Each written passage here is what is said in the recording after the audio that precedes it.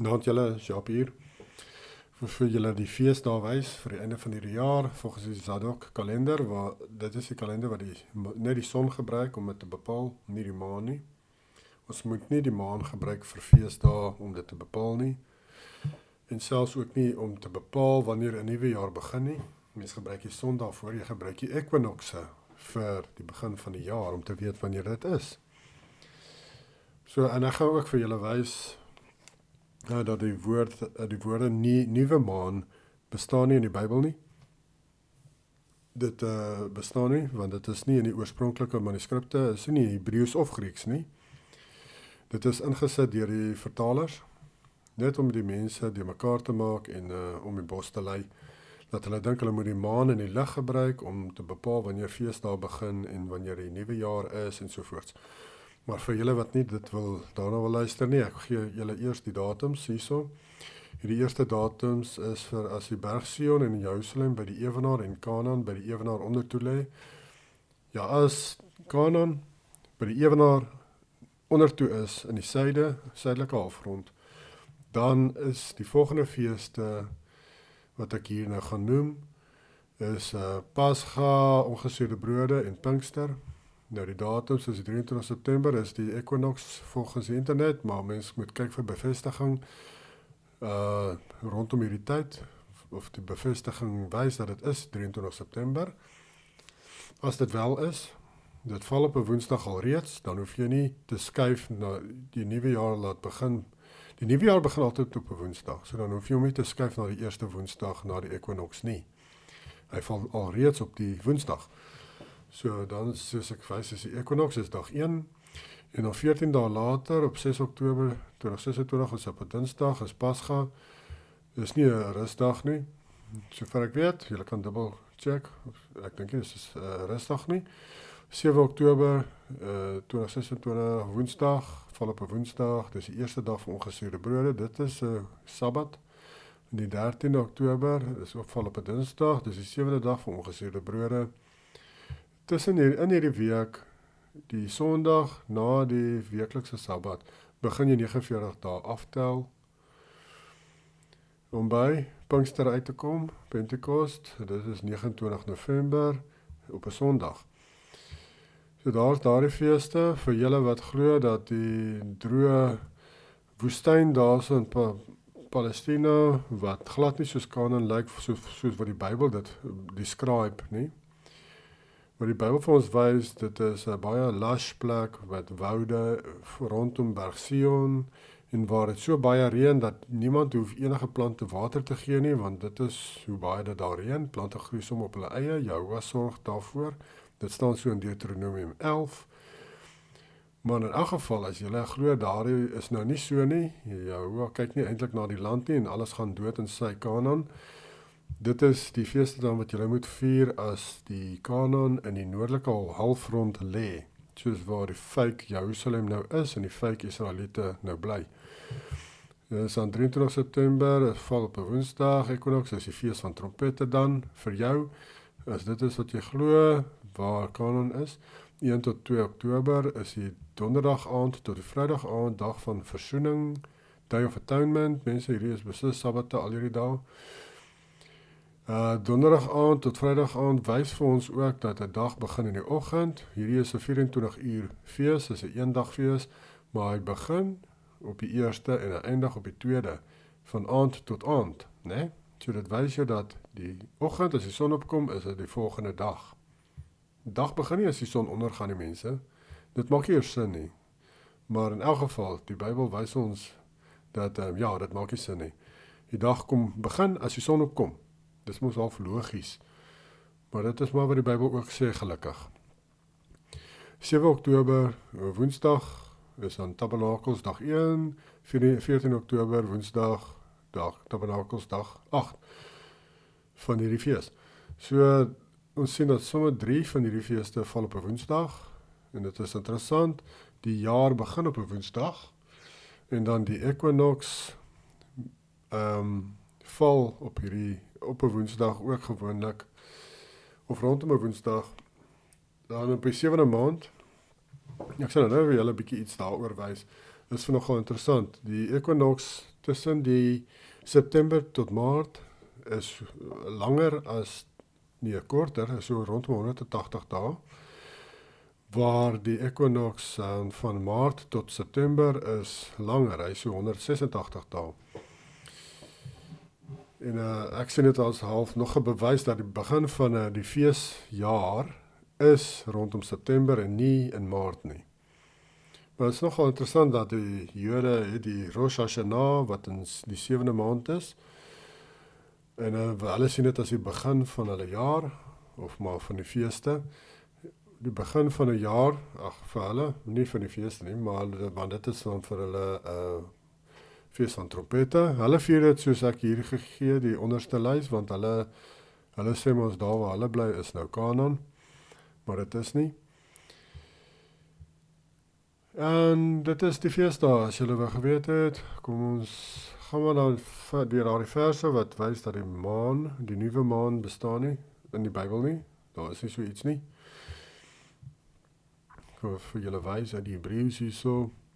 Chodesh, ons sien dit beteken maand eintlik, maar die vertalers het besluit, hulle gaan 'n paar van hierdie versies, soos ons kan sien, 254 van hulle sê maand, maar dan 20 versies het hulle sommer gemaak nuwe maan. Nou die rede daarvoor is dat hierdie nuwe maan versies gaan gewoonlik net oor die appointed times en oor die feestydde. Toe verander hulle dit van maand af na maand toe, né? Dis nie te sê as jou woord in Afrikaans maan en maand baie dieselfde klink dat dit is nou 'n maan verwys na maand nie. In die Hebreëus en in die Grieks is dit heeltemal verskillende woorde, soos julle nou gaan sien. Hier sit Chodesh en dan die regte maan, die regte woord vir 'n maan is Yareach. Yareach. Eens kyk of ek dit nou wil sê. Nou werk nie weer nie. In elk geval is Yareach. En dan, dit beteken net maan. Sien julle? Dis twee verskillende woorde. So daardie, wat hy gesê het by Chodesh, dat dit is maan, is verkeerd. Dit is nie maan nie, dit is die maande van die jaar, die 12 maande van die jaar. Dis wat hierdie Chodesh na verwys. Nou kom ons kyk in Grieks. Hier is Isord. Hier praat 1 Samuel 20 vers 5. Nuwe maan daarso, new moon. Maar ons sien die woord hierso, daarso. En dan hieronder is hy ook. Dus Noumania, ek weet presies hoe jy dit uitspreek, ek is nie geletterd in Grieks nie. Hierdie woord is twee dele. Die eerste deel is soos neos, en dit beteken nuwe, of die begin kan jy sê. En dan, die tweede deel is myn, en dit beteken maand. En dit kan net maand beteken, dit kan nie na die maan ook verwys in die lig nie, mense. In Grieks beteken hierdie woord net maand. En dit is die begin van die maand, in plaas van die nuwe maan. In plaas dat hierdie sê nuwe maand, soos jou vertalers dit nou gemaak het, sê dit die begin van die maand. And David said to Jonathan, behold, indeed it is the beginning of the month, tomorrow. Dis wat hy vir hom gesê het. Hy het nie verwys na 'n nuwe maan nie. En dan, eens kyk dit hierso. En hier is die woord vir maan in Grieks, is, soos julle kan sien, 'n heeltemal ander woord, daar sê. Ek is seker hoe mense dit uitspreek nie. En, maar dit is heeltemal ander woord, soos julle kan sien. En hierdie kry van Genesis 37 vers 9 af, wat praat van die maan. And the moon and the 11 stars that obeisance to him, to me. Maar in elk geval, dit verwys na die maan self in die lig. En so ons kan sien, is twee duidelik verskillende woorde. So daardie woord wat hulle probeer sê is nuwe maan, is maand. Dit beteken is die maande van die jaar, die 12 maande van die jaar. So, en dis hoe julle dit nou moet verander. As julle dit lees, moet julle nie meer lees nuwe maan nie, maar begin van 'n maand. En ek het 'n paar goeie goeters raak gelees, soos die webtuiste Torah is Light, 'n goeie verduideliking van die nuwe maan. Maar ek gaan dit nie alles vir julle lees nie. Julle kan dit self gaan lees. Hy sê maar net hierso dat daardie woord nie so bestaan in die Bybel nie, of in die Hebreëus nie, en dat hulle die rabbiniese interpretation said so. Dit is hoekom dit daar is, want hulle sê so. Hulle het dit so verander soos hulle wil. En die Masora beteken tradisies, in elk geval van die Masoretic, dis waar daai woord vandaan kom. En die Grieks, die LXS, Septuagint, hy's baie meer akkuraat en hy's baie ouer ook as die Masoretic. Hy's oor 1000 jaar ouer as die Masoretic. En ja, hy het dit akkuraat. En dis waaroor die eerste deel gaan. En dan gaan hy net van die verse, deur van die verse wat nuwe maan sê in plaas van maand, om te wys dat dit beteken maand. It's just blow up the trumpet in the beginning of the month, nee? Nie the new moon, nie? The time appointed on our solemn feast days. So 3 kere wat mens die trompette blaas is tydens die begin van maande, en met die appointed times en ook met feesdae. Nou hoekom het hulle trompette geblaas met die begin van 'n maand? Kan julle julleself nou afvra. Want hulle wou dit maklik maak vir die mense om te weet wanneer is die fees van trompette, wat snaaks genoeg op die eerste dag is van die 7de maand, né? En dan het hulle seker die trompette baie meer geblaas, die shofars. Baie meer geblaas as normaal, want dit is die fees van shofars of trompette. Maar die trompette wat hulle so geblaas het met elke maand is om vir die mense te sê, dis die einde van die eerste maand, die tweede maand begin nou, dan blaas hulle weer die trompet aan die einde van die tweede maand, dan blaas hulle weer die trompet met die einde van die derde maand, en so gaan hulle aan, tot by die 6de maand. En die einde van die 6de maand, as hulle dan blaas, dan is dit letterlik dan die fees van trompette. En dan, om vir die mense te kan wys, presies watter dag is die fees van trompette. Dis hoe ek het nou insien, en ek glo, dit is die rede hoekom hulle die trompet geblaas het met elke maand se begin. Dit het niks met die nuwe maand te doen, die mense. The Psalms 89:37, it shall be established, fixed even as the moon, and as faithful witness in heaven.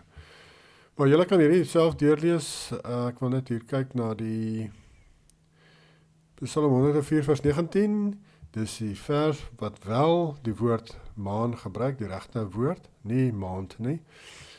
En dit sê he appointed the moon for seasons. Nou hierdie seasons, as jy in die konteks gaan lees na die hoofstuk, is dit die seisoene van die jaar, soos lente, somer, herfst, winter. Dit is wat dit is. Dit verwys nie na feesdae nie. The sun knoweth he is going down. Hierdie vers is nie 100% reg vertaal na die Engels of Afrikaans toe nie. In die oorspronklike taal sê dit, he appointed the moon for appointed times, and the sun knows its entrance. Nee? Die son weet in watse plek moet dit opkom. Nou waarna verwys dit? Dit verwys na Henog, wat praat van die poorte, die 12 poorte van die son en die maan, waarin die maan opkom en sak. 12 poorte. Hier is 'n image van ons aarde, die plat aarde. Daar het jy jou Tropic of Cancer, die Equator, en dan die Tropic of Capricorn, né? Nou tussen hierdie 3 is daar nog 2 hierso, nog 2 poorte. So 1, 2, 3, 4, 5. So ons het 5 poorte hierso. Hy sê 12 poorte, want hy sê 6 aan die ooste en dan 6 aan die weste, soos wat die son opkom en ondergaan, of soos dit vir jou lyk. Die son beweeg net weg van jou af en lyk dit of hy sak. Maar in elk geval, so dis eintlik 6 poorte en hy gaan 2 keer deur die ekwator. So dit is die 6de poort. Die ekwator tel as 2 poorte, want die son beweeg af en op of op en af, soos wat die seisoene verander. As die son hier onder kom in sy wentelbaan deur hierdie poort, dan is dit somer, dan is dit lente of somer hierso by Suid-Afrika, en as hy hier bo kom by die rooi lyn, Tropic of Cancer, dan is dit somer, is lekker warm dan hierso in die noorde, né? So beweeg die son op en af, en so het ons seisoene. En dit is hoe Henog het verduidelik vir ons mense, Henog verduidelik 'n plat aarde vir jou. Hy verduidelik hoe werk die plat aarde. Hy verduidelik nie vir jou van 'n bal nie. En hierdie is nog 'n bewys. Die poorte is nog 'n bewys dat Henog praat van die plat aarde. Want die son, die mense wat in die spinnende bal glo nie dat die son het 12 poorte waardeur hy beweeg nie. Hulle glo die aarde spin en hy spin om die son teen 500, hoe vinnig gaan hy deur die hemelruim? 500,000 myl per uur of so iets. So daar is nie so iets soos poorte as jy glo dat die aarde is 'n spinnende bal nie. Maar daar is beslis die geval soos ek nou vir julle wys op die plat aarde, soos die son op en af beweeg, soos hy roteer bo die aarde en nie baie hoog bo die aarde nie. Julle weet die yin-yang teken. Yin-yang. Dit is weer eens 'n verwysing na die plat aarde. Yin-yang. Hoe wys julle net?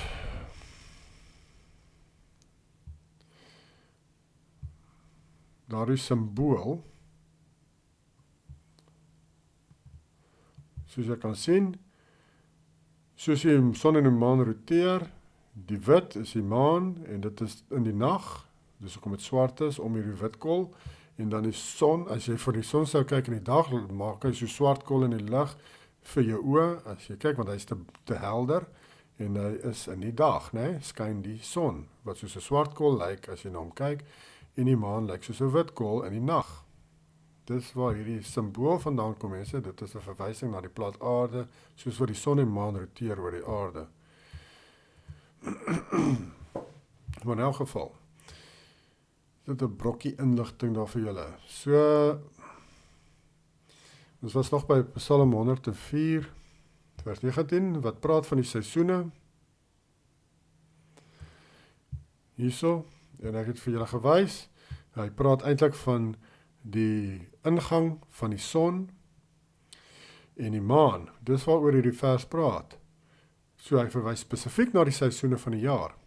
En wat hy probeer sê is, wat hierdie ou ook raak gesien het in hierdie hoofstuk, in hierdie verduideliking van hierdie vers. Hy sê, so this one takes a little more digging. The word moon here is the correct word, yareach, and is used 26 times in the Hebrew manuscripts as moon. The word for season is moed, and is often translated seasons or appointed time. What is super interesting is when we look into the Paleo-Hebrew, we get a little different story. So dan praat ek 'n bietjie daaroor, ek wil eintlik dit hier onder gaan. Hier verwys hy na daardie vers in Henog, 'n vers in Henog, van die poorte. One stated mounts is changed in settings, and on stated mounts it makes its progress through each gate. Hy noem dit hekke, gates of poorte, sou ek sê. Hekke of poorte, maak nie saak nie, dis maar dieselfde ding. Here again we have the circuit of or path mentioned, and even a setting of going down. What we don't seem to have is the witness mentioned in the Hebrew. Ja, hy sê ons is 'n witness, die maan is 'n witness vir die seisoene. And I'll say, so Enoch states that in 2 gates, which are in the midst, these are the 3rd and the 4th gates, the moon sets with the sun. En dit is die witness, mense. En nou moet ons kyk, wanneer gebeur dit? Wanneer gaan die son en die maan in dieselfde poort onder? What is interesting is that in the spring, and generally on either side of the equinox, the moon sets in the same location on the horizon as the sun. So in the appointed times, or moed, in this case, The start of the biblical year, the moon establishes a witness to the transition between the third and the fourth gates, and it happens to be the same place where the sun goes down, just as it's stated in Psalm 104 verse 19. Mense, dit is wat daardie vers beteken. Dit het niks met die feesdae te doen nie. In elk geval, Moed verwys na seisoene of appointed times. En dit is baie interessant, dat dit actually sê, en 'n verwysing maak na Henog, en na die poorte wat Henog van praat, en die hekke wat hy van praat, en dat die son en die maan gaan in dieselfde poort of hek onder, in 'n sekere tyd van die jaar, en dit is in die begin van die jaar, tydens die equinox, dan gebeur dit. He appointed the moon for seasons. Maar dit dui aan wanneer die spring begin, né? The sun knoweth its entrance. Its entrance. Ja, die son weet in wat se poort moet hy opkom tydens die begin van die jaar. En so ook weer die maan, dat hy in dieselfde poort moet opkom en ondergaan. Baie interessante goed.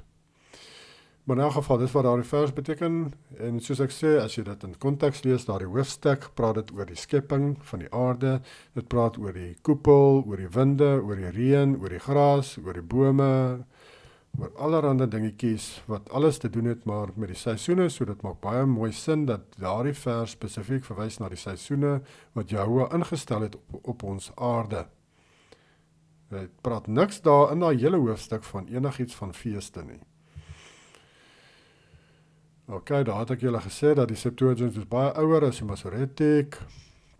Hier het ek gesien dat there are about 186 days from the March equinox to the September equinox and about 179 days from the September equinox to the March equinox. Soos ek vir julle gesê, dit is interessant, want as jy kyk daarna en jy tel dit af, is dit so rondom 180 dae van die. As jy in September begin jou nuwe jaar, na Maart se equinox toe, is so 180 dae, wanneer dit die fees van trompette is. En wat is hierdie? In the Zadok priestly calendar, months 1 through 7 do not all have 30 days. Ja, dis maar net ek wil dit eintlik vir julle wys op hierdie ander hierso. Ek sal hierdie ook plaas onder die video, dat julle dit kan deurgaan as julle wil. Is die Zadok Basics, en die gee vir jou van die Henog kalender, wat 364 dae is, 52 weke, 12 maande, en dit alles pas 100% in by die Zadok kalender, en hier sê hy dat Henog sê 364 dae in 'n jaar. So dan, dit disqualify die maan in elk geval, want die maan kom in 10 tot 11 dae kort elke jaar. Hoe kan jy dan die maan gebruik om enigiets te bepaal?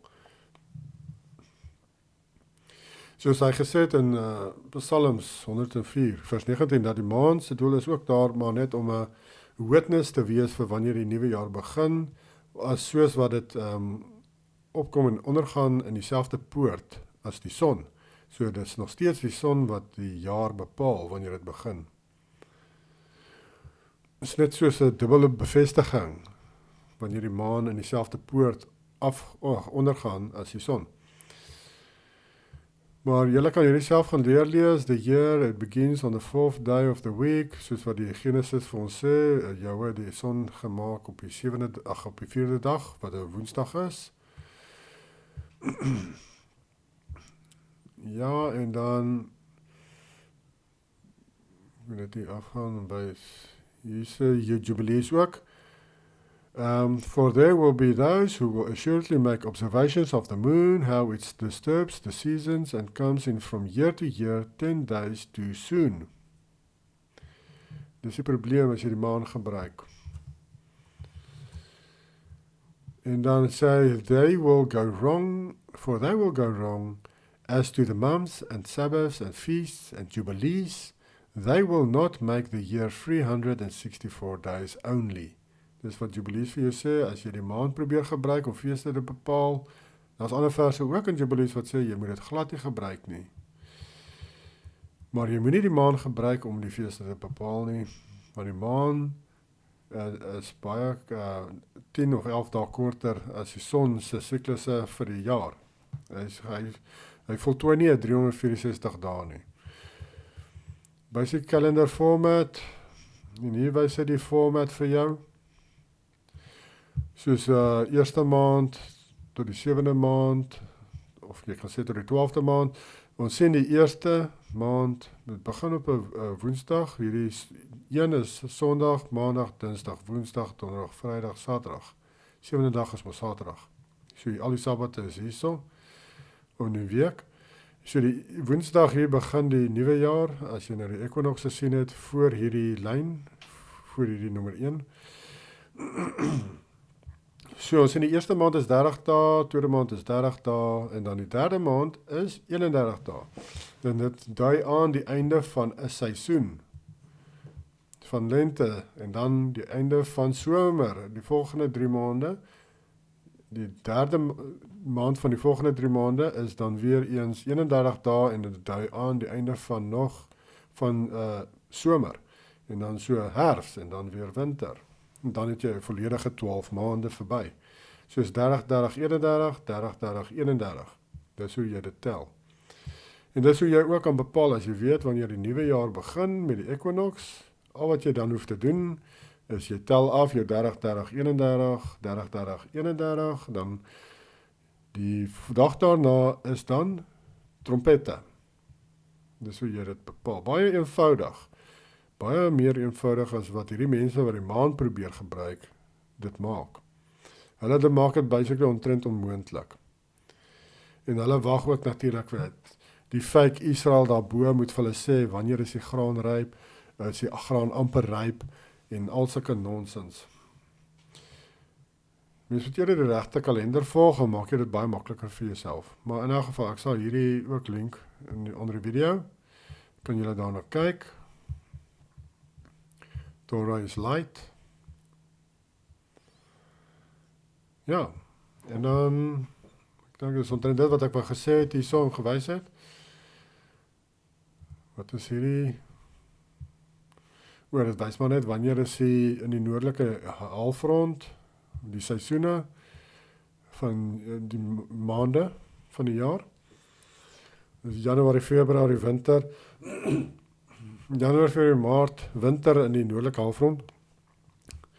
En dieselfde tyd is somer in die suidelike halfrond. En dan lente is hierso, soos julle kan sien, einde September, so is in Oktober, November, Desember is dan lente in die suidelike halfrond. Dan gaan dit oor na Januarie, Februarie, Maart, is dit somer in die suidelike halfrond. Ja, en dan winter, wat julle nou ervaar, is Julie, Augustus, September. So hier kan julle ook sien, hoekom ek sê 30, 30, 31, 30, 30, 31. Die 31 dui die einde van die somer aan, en dan dui dit die einde van die herfs aan, en dan die einde van die winter aan, en die einde van die lente aan. Die derde maand wat 31 dae is. Maar dit is baie eenvoudiger, hierdie metode mense, as julle nou actually die feeste wil onderhou, en julle wil nie julle koppe breek met hierdie valse leringe van die Jode wat nie eers Israeliete is nie, oor hoe hulle die feeste doen en wat hulle na kyk. Volg hierdie kalender, dit is meer akkuraat, dit is ook gevind in die Dooie See geskrifte. In die Dooie See geskrifte het hulle ook gesien dat die Esseners en daardie mense van daardie tyd het die Zadok kalender gebruik om die feeste te bepaal. Dit staan daar in daardie geskrifte, dat dit is wat hulle gebruik het. Hulle het net die son gebruik om dit te bepaal. En dat die Fariseërs het verkeerd gemaak, want hulle wou die maan nog gebruik het. En ja, dit het nie lekker uitgewerk het, want daar was dan ook issues van die feeste wat op die weeklikse sabbate geval het. En dit is 'n probleem gewees. Maar dit is glad nie 'n probleem as jy die regte kalender, die regte, Zadok kalender volg nie. Dan is daar nie so 'n probleem nie. Maar ja, ek het julle lank genoeg opgehou hierso. Ek hoop dit maak sin wat ek gesê het. Ek het deur 'n klomp goedjies gegaan hierso. Maar dis vir julle wat belangstel in die kalender. Ek weet niemand anders in Suid-Afrika kyk eers regtig na hierdie kalender nie. Ek praat nou van mense wat die mense probeer leer van die waarheid, teachers. Dat hulle almal luister mos nou maar nog steeds vir die Jode, al glo hulle is nie Israel nie. Luister hulle maar nog steeds vir hulle stories oor die maan, wat jy nou moet kyk vir die maan, die nuwe maan en die graan, hoe ver is die graan aan die gang, is die graan amper ryp, anders kan die nuwe jaar nie begin nie. Hierdie goed lees jy nie in die Bybel nie. Maar in elk geval, dit is hoe hulle dit wil doen. As julle dit wil volg, soos wat die fake Israeliete dit doen, dan kan julle maar. Ek doen dit eerder soos hierdie Zadok kalender, soos wat die dooie rolle vir ons wys, soos wat Jubilees vir ons wys. En dit is in lyn met wat Henog ons ook wys van die kalender. Maar dis dit. Groete vir julle. Nou praat weer volgende keer. Bye.